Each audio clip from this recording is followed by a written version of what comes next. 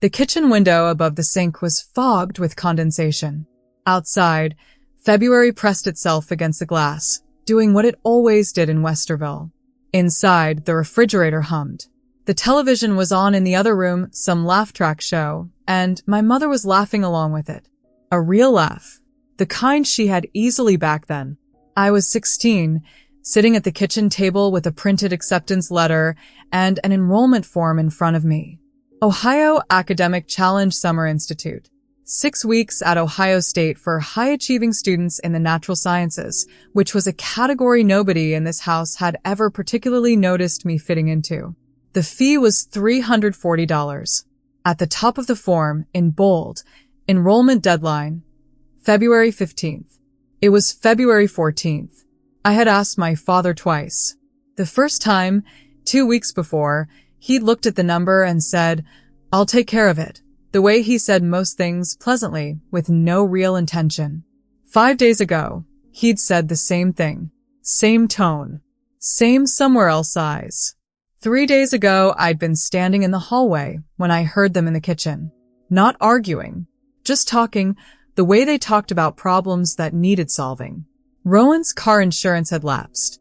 Warren had already transferred the money that morning. My mother said that was the right call. Neither of them came to find me afterward. I picked up the enrollment form and ran my thumb along the deadline line, the ink slightly raised under my nail. Then I folded it in thirds, the long way first, the way I had seen my father fold bills he couldn't face. I walked to the cupboard under the sink and placed it in the recycling bin under a flattened cereal box. I went back to the table. I opened my history textbook to the chapter on post-war Reconstruction and started reading from the top of the page. The tap dripped. The television laughed. The refrigerator kept its low, even tone. I didn't know, sitting in that kitchen at 16, that I had just made a decision that would shape the next 23 years of my life, and that my mother wouldn't find out what that decision was until I was 39, sitting across from her in that same kitchen, finally saying out loud what I had always been too careful to say. My grandmother, Vera, kept a blue Danish butter cookie tin on her kitchen counter. The round kind with the winter scene on the lid, a sleigh, snow-heavy trees, that no one actually used for cookies. Vera's held rubber bands, a small roll of stamps, 3 paper clips, and a pen with a chewed cap. When Thea was 11, she asked why Vera kept it out instead of in a drawer. "Because I like to see it," Vera said, as if that were the whole and sufficient answer. Vera was the one adult in Thea's childhood who paid attention in the particular way, who remembered not just what you told her, but the look on your face when you told it. She asked follow-up questions a week later. She noticed when something had shifted. She once held Thea's face in both hands and said, "You've got your own gravity, Thea. Don't let anyone convince you to spend your whole life orbiting someone else's." Thea was 11. She didn't fully understand it. She stored it anyway. She was 13 when she placed second in the district math competition. The ceremony ran long. The gymnasium was overheated, and then the parking lot was not, and Thea stood outside in her good cardigan for 47 minutes before she accepted that nobody was coming. She called Donna Pruitt's mother, who drove a brown station wagon and asked no questions. Her parents were at the kitchen table when she walked in. The overhead light is on and too bright. Rowan was failing 3 subjects, and there was a counselor meeting Thursday, and Patrice was on the phone, one finger raised, one moment. Warren looked up and smiled the way he smiled when he was already somewhere else. Patrice hung up. "Oh, how'd the thing go?" "Fine," Thea said. She went upstairs, changed slowly out of her good cardigan, sat down at her desk, and opened her homework. No one asked again. Here is what you need to understand about Patrice. She was not a cold woman. She organized meal rotas for sick neighbors and always had the right birthday card with the right ribbon on the package. She cried at weddings and at the news and once, genuinely, at a dog food commercial. She was not without feeling. She had simply developed, over the years, a very precise map of where feeling was required, and Thea did not appear on it in the places that mattered. Thea was fine. Thea had always been fine. And for Patrice, the absence of visible distress read as happiness. It was an honest mistake. It was also a costly one. Warren was easier to understand and harder to forgive. He was genuinely funny, the kind of man who could defuse a tense dinner with one dry line and make everyone laugh even when they didn't want to. He loved his children. He simply had a limited tolerance for weight, and when Rowan kept needing him, really needing him, in the way that meant phone calls after midnight and bail money and long conversations in the car, Warren gave everything he had to that. What was left for Thea was warmth without substance. A sun that gave light but no heat. Rowan was 4 years older and not the villain of any of this. He was funny too sometimes. Wickedly so. He dropped out of university at 19, got a DUI at 22, and worked a series of jobs in logistics and landscaping and one disastrous attempt at sales that lasted 11 weeks. His parents' fear for him was real. It simply took up every room in the house. Thea learned to take up less. She was not a saint about it. At 24, she ended a friendship that could have survived if she'd spoken sooner. She'd mistaken the other woman's patience for pity and cut her off before she could be left. She did not ask for help even when she badly needed it. Vera died when Thea was 19, in her first year working full-time to fund community college. Patrice called 3 days after the funeral. She hadn't wanted to stress her, she said. The blue tin has sat on Thea's work desk ever since. It holds paper clips and a spare pen. She has never explained it to a single person. That last part, the not asking, was not strength. She knew that even then. She'd just lived inside it long enough that she didn't know what else to call it. I found the program myself. That part matters. Nobody handed it to me. Nobody suggested it. I was 15, sitting in the school library during a free period, flipping through a bulletin board flyer that most people walked past. Ohio Academic Challenge Summer Institute. 6 weeks. Ohio State. Natural Sciences. I went home and looked it up on the family computer and read every page of the website. The application had 3 parts: a transcript submission, a teacher recommendation, and a 500-word essay on a scientific problem I found compelling. I wrote about watershed contamination in the Scioto River. I revised it 4 times. I did not tell my parents I had applied. When the acceptance letter came, I showed them at dinner. Patrice was on the phone. She held up one finger, the familiar gesture, and said, "That's wonderful, honey," into the gap between sentences before returning to her call. Warren picked up the letter, looked at the fee amount, and said he'd handle it. I asked him once more, 10 days before the deadline. He was watching television. He said, "I've got it, Thea," without turning his head. I believed him. That was my part in it. 3 days before the deadline, I was walking down the hallway toward the bathroom when I heard them in the kitchen. I stopped because you stop when you hear your name, but then realized they weren't saying my name at all. They were talking about Rowan's car insurance, which had lapsed without anyone catching it, and if it wasn't reinstated within 48 hours, he'd lose the delivery job, which was the most stable thing he'd had in 2 years. Warren had already transferred the money that morning. Patrice said that was absolutely the right call. I stood in the hallway for a moment. Then I went back to my room and sat at my desk. Nobody came to find me. Not that night. Not the next day. Not when the deadline passed, quietly on a Tuesday the way deadlines do. Warren never mentioned the program again. There was nothing to indicate he had thought about it at all. 4 days after the deadline, at dinner, I brought it up. Not loudly. I wasn't even sure, as the words were coming out, exactly what I was hoping to hear. Patrice put down her fork. She said, "Thea, you know how things are right now. You're smart. There'll be other opportunities. Some situations are just more urgent." Warren nodded and passed the salt. I said okay. I finished my dinner. Every bite. I carried my plate to the sink and washed it with dish soap and set it in the drying rack and dried my hands on the tea towel. I went upstairs and sat on the edge of my bed. I didn't cry. I kept expecting to, and I didn't. I just sat there until the light through the window changed and the sounds downstairs settled into the usual evening pattern. The television, the murmur of voices, and the refrigerator's hum. Something shifted in me that night. I felt it happen, the way you feel a door close somewhere in a part of the house you're not in. Not a slam, just the soft, final click of a latch. That was the last time I asked either of them for anything. And the strange part, the part one could never quite explain, is that it took them 23 years to notice.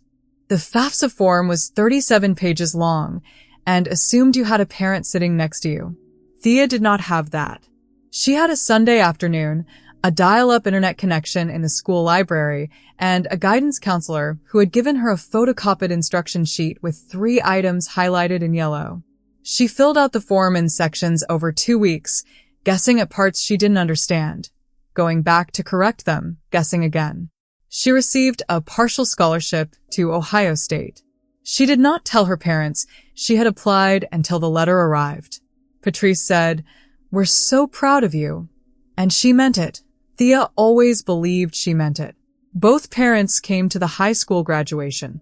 They sat in the 3rd row, and Warren took photographs, and afterward there was dinner at a restaurant where the bread came in a basket with a cloth napkin folded inside it. Rowan was trying something new, a warehouse supervisor position with benefits this time, and the conversation found its way there within 20 minutes and stayed. Thea ate her bread. She ordered the salmon. She laughed when laughing was appropriate. Move-in day at Ohio State. Her parents were in Pittsburgh. Something to do with Rowan's new apartment. A lease issue. Some kind of deposit dispute that needed Warren's presence. Patrice called the evening before to explain. She sounded genuinely sorry, or something adjacent to it. Thea rented a cargo van for $74 and made 2 trips across Columbus in August heat. She had not told Elspeth she was moving. Elspeth, who owned the dry cleaning shop on Schrock Road where Thea had worked since she was 15, but somehow Elspeth knew anyway, or guessed, the way she often seemed to. She showed up at Thea's childhood home at 7 in the morning with a box of granola bars, a set of mismatched towels in a laundry bag, and no explanation. She helped carry boxes up 2 flights of stairs and did not make it a thing.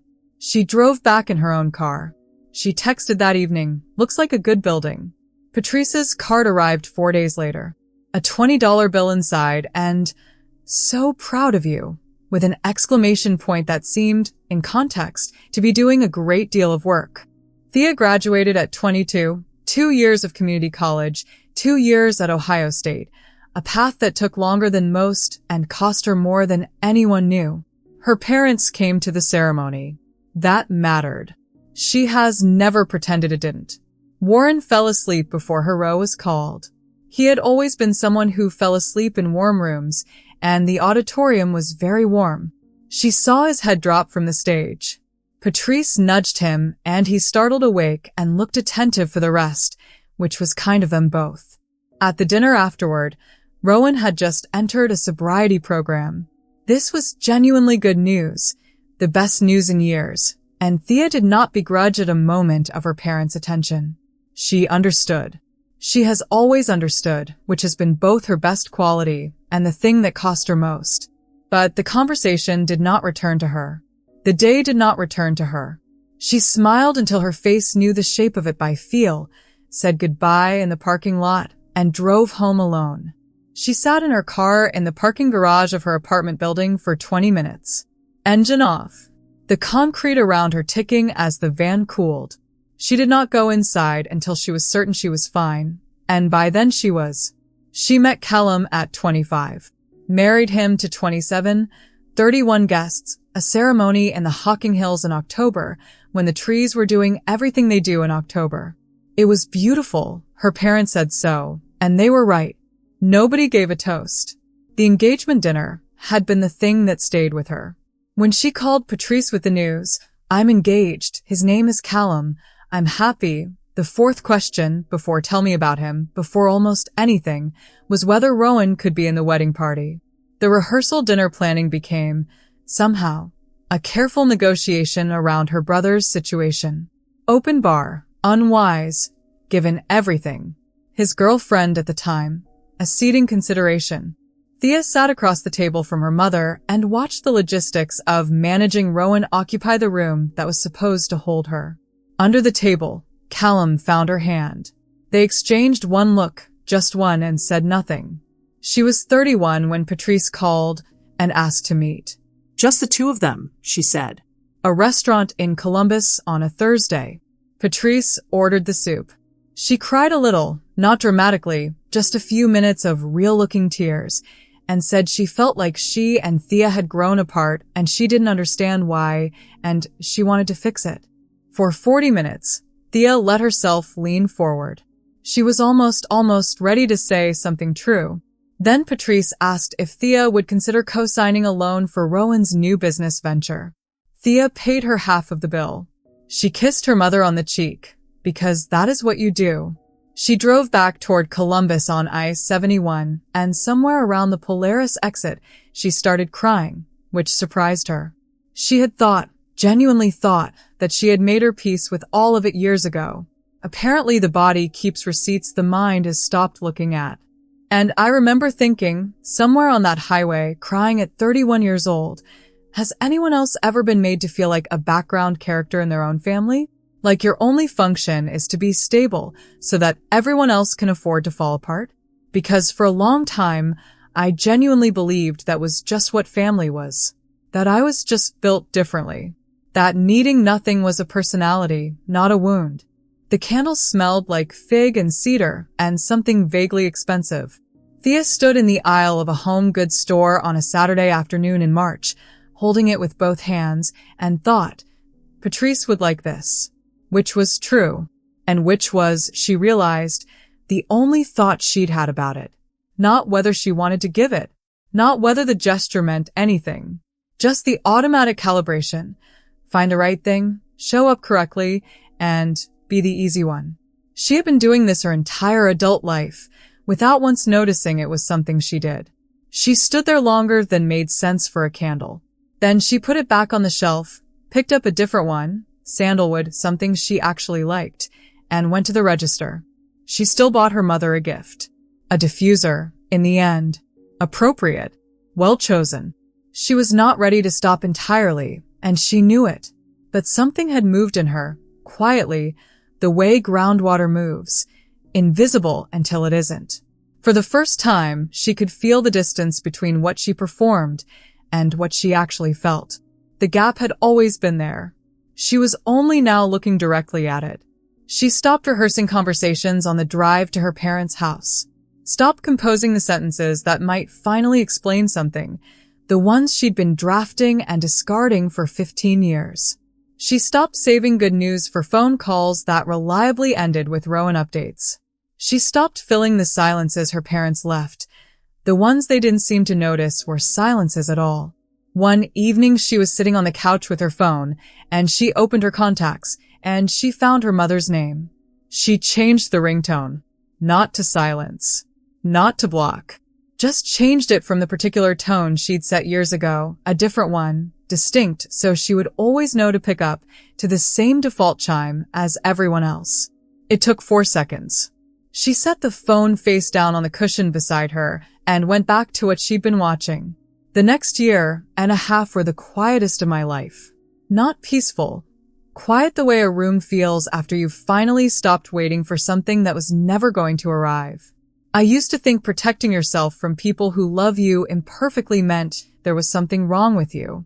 That needing less was a failure of feeling. I know differently now. Sometimes the most courageous thing you do is stop performing okayness for people who never once asked whether you actually were. The call came on a Tuesday just after noon. Thea was at her kitchen table eating lunch, leftovers from the night before, a bowl of something with lentils, and a glass of water with a slice of lemon that had gone slightly warm.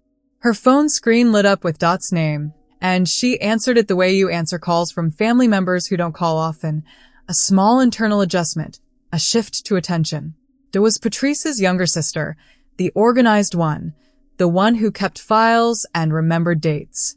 She was sorting through paperwork from the sale of a property that had sat in the family for years. A procedural thing, she said, just tying off loose ends. She was slightly distracted, clicking through something on her computer as she talked.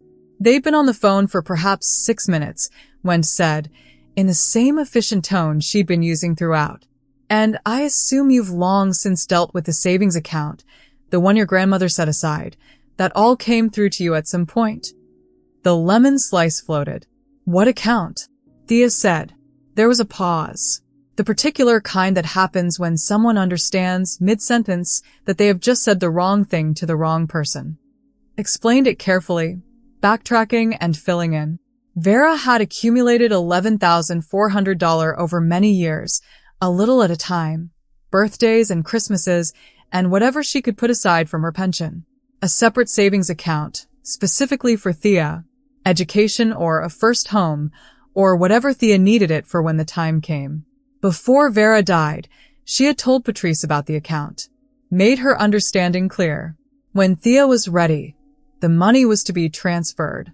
There was a long silence on the line when Dot finished. Then she said quietly, "I'm sure there's an explanation." "Yes," Thea said. "I'm sure there is." She wrote the number on the notepad she kept by the fruit bowl. $11,400. She stared at it while she finished the call. Yes, she'd be in touch. Yes. Thank you for letting her know. Yes, she was fine. She set the phone down.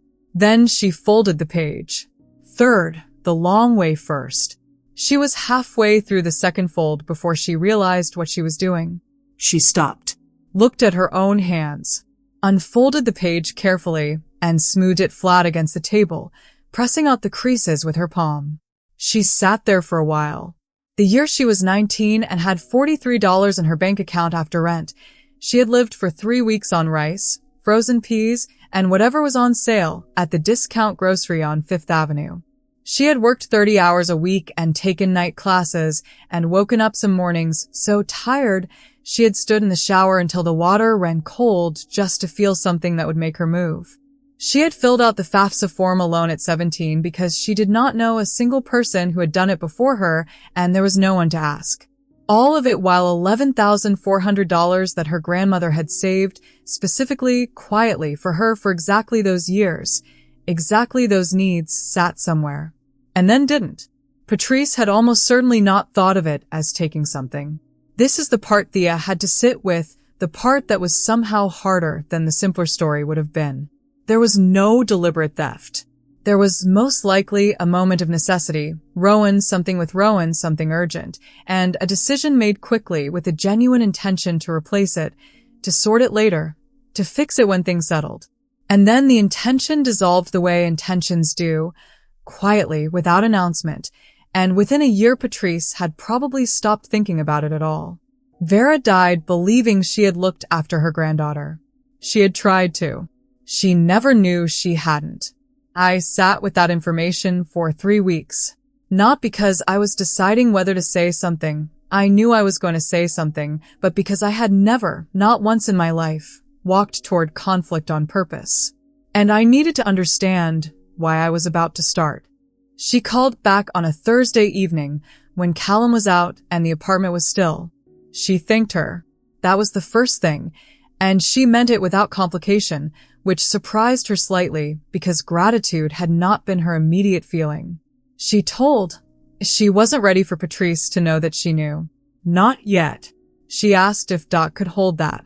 There was a brief pause, and then Dot said yes, in the tone of someone who had perhaps been waiting to be asked to do something useful. They talked for 20 minutes. It was the most honest conversation Thea had ever had with anyone on her mother's side of the family. She told Callum that night not to plan anything, not to build a case. She told him because she had spent her entire life carrying things to their logical conclusion alone, and he was the person she had specifically chosen to stop doing that with. She owed it to that choice to actually make it. He listened without interrupting. When she finished, he was quiet for a moment, and then he asked, "What do you need from this?" She said she didn't know yet. He said that was a fine place to start. She wrote the list on a Wednesday afternoon. Not a speech. She had seen what happened when people arrived at difficult conversations with speeches. A list. What was true. What she needed to say. She crossed out the lines that were about being right, making Patrice understand the full weight of it, or getting something back. Those lines were real, but they weren't the point. What remained when she was finished was smaller than she expected, quieter. It fit on half a page. She had never spoken to a financial advisor. Not once. She made an appointment for the following week, not because of the $11,400, though that was somewhere in it. It was the larger recognition that she had been managing her financial life in complete isolation since she was 17 years old. Every decision made alone, every form filled out by guessing, every hard year navigated without anyone to ask. She was 37. She was tired of that specific kind of alone, and now that she could name it, she found she didn't want to carry it any further. She drove to Granville on a Saturday morning in late October. 45 minutes east of Columbus, a small cemetery off a county road, the kind with old trees and uneven ground and sections that clearly belonged to different eras. She had not been since the funeral, the one she was told about after it was already over. She brought nothing. She found the headstone and stood in front of it for a while. It was cold, the particular dry cold of Ohio in autumn, and her breath made small clouds. She said out loud, to the stone and the trees and no one. I found out about the account. Then she stood there a while longer. Then she went home. She did not call ahead. She drove the 47 minutes to Westerville on a Saturday morning in early March with the blue tin on the passenger seat and the radio off. The roads were still gray with winter. She had told Callum she would call when she was done. Patrice opened the door in her housecoat and was genuinely glad. That was the first thing Thea noticed. Not surprised, exactly. Relieved, perhaps, in the way someone is relieved when a thing they have been quietly dreading turns out to be, at least on the surface, ordinary. She stood back and let Thea in and said she'd just put coffee on. They sat at the kitchen table. The same table. The overhead light was on because the morning was overcast, casting everything in that particular flat brightness that makes a kitchen look like itself and nothing more. Warren was asleep upstairs. His heart had frightened all of them 6 months ago, and he slept longer now and later. Patrice wrapped both hands around her mug. Thea said, I need to tell you something, and I need you to just listen. Not explain it. Just listen. Patrice's expression shifted, a small tightening, but she nodded. Thea started at 16. She told it the way you tell something that has been carried for a long time, not with anger, because the anger had smoothed itself out over years into something more like clarity. She filled out the enrollment form, The deadline. the 2 times she'd asked Warren, both times he'd said he had it.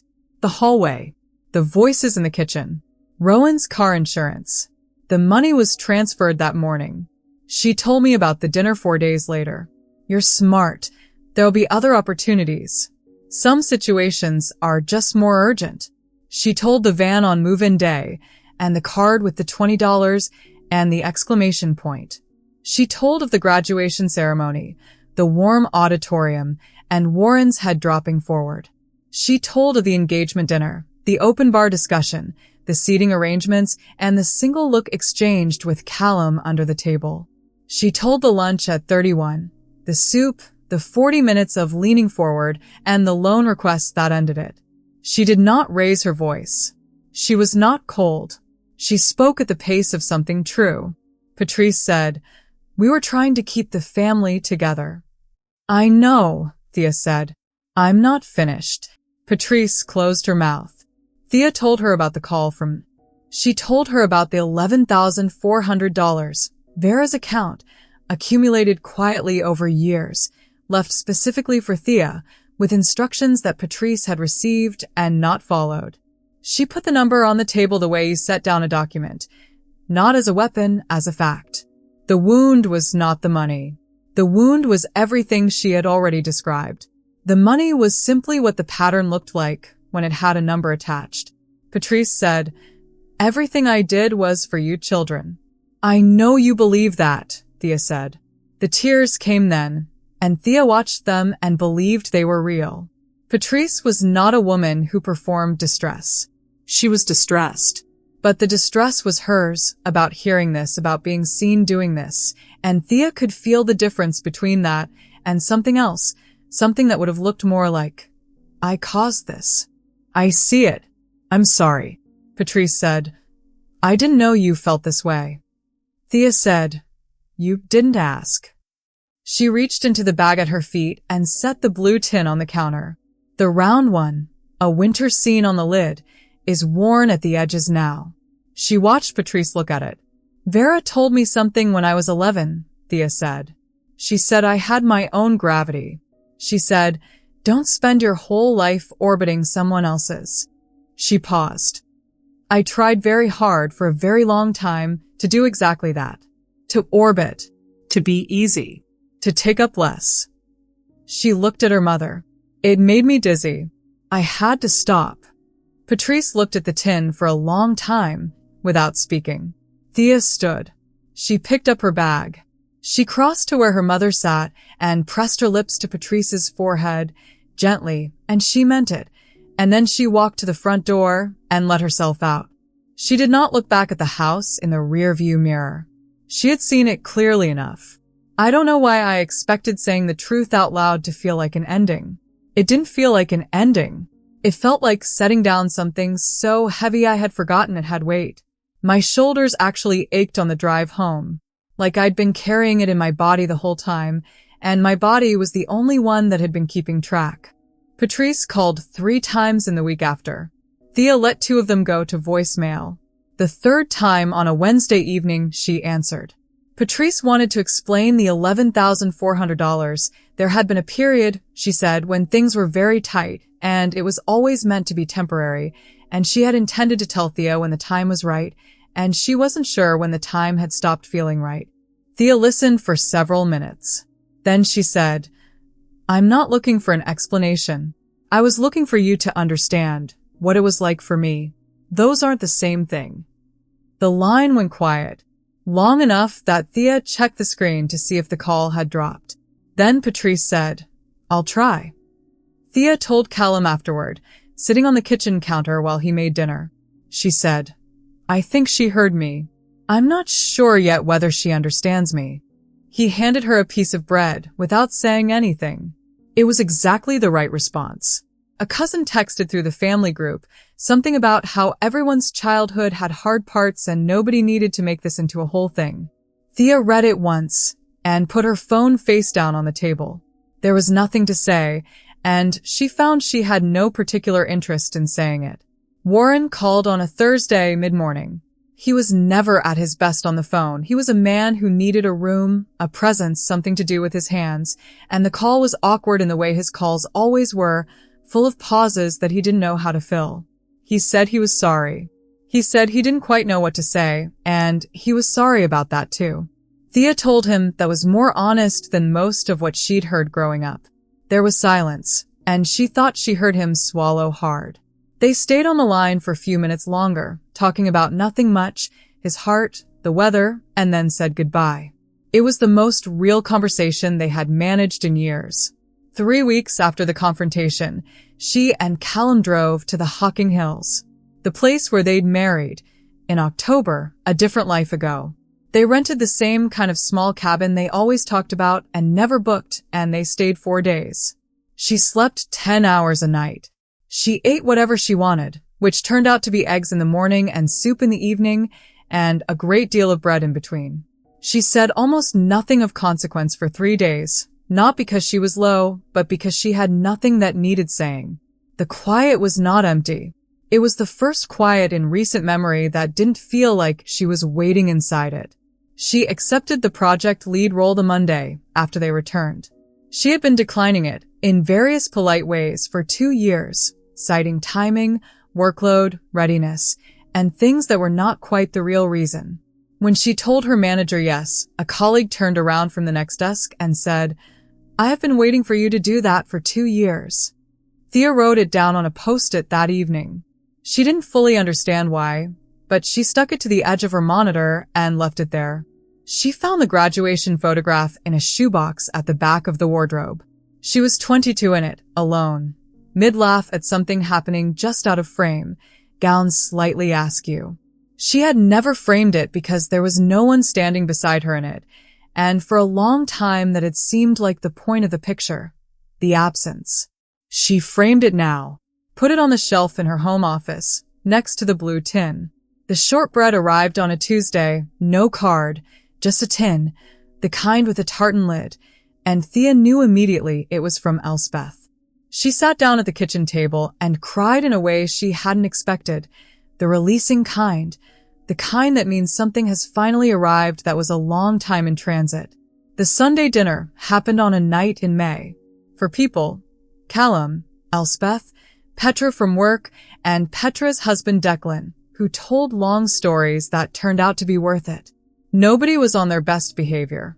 Elspeth said something badly timed that made everyone laugh anyway. Someone's wine went over, the tablecloth would never fully recover, and nobody suggested cleaning it up until much later. Thea looked around the table.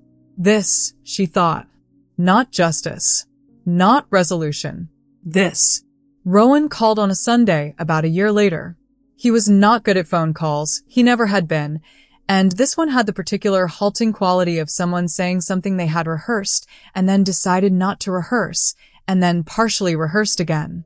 He said he'd always known things weren't equal when they were growing up, that he hadn't known how to say it then, or maybe hadn't let himself. He said he wasn't calling to ask for anything. He just needed her to know that he knew. Thea sat with the phone pressed to her ear and felt something she hadn't expected, which was nothing complicated. Just the plain relief of being told the truth by someone who didn't have to tell it. She said she didn't blame him. She meant it without qualification or remainder. Patrice was trying. Not perfectly.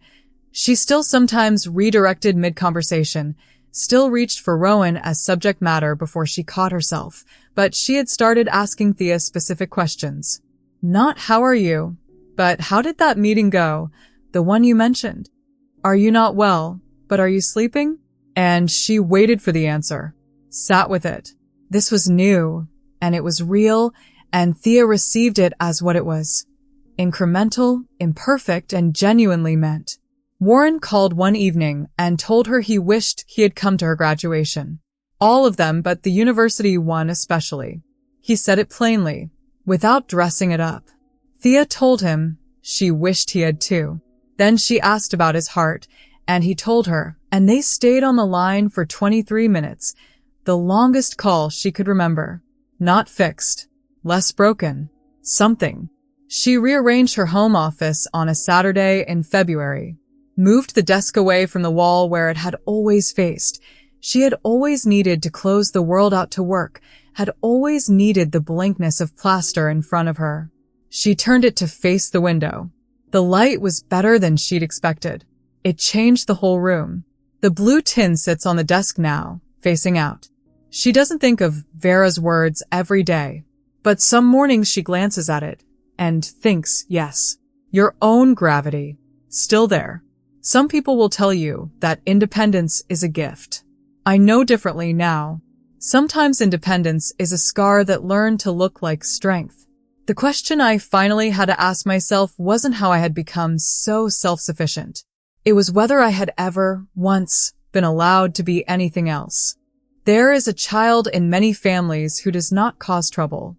She stops asking before anyone tells her to. She figures things out alone. The forms, the fees, the move-in days, the years when there is almost nothing in the account, and she tells no one. She becomes capable remarkably early, in the specific way that children become capable when capability is the only thing that gets them through a room without anyone noticing they need something. The adults in her life will describe her as easy. They will mean it warmly. They will not understand that ease was not her nature. It was her conclusion.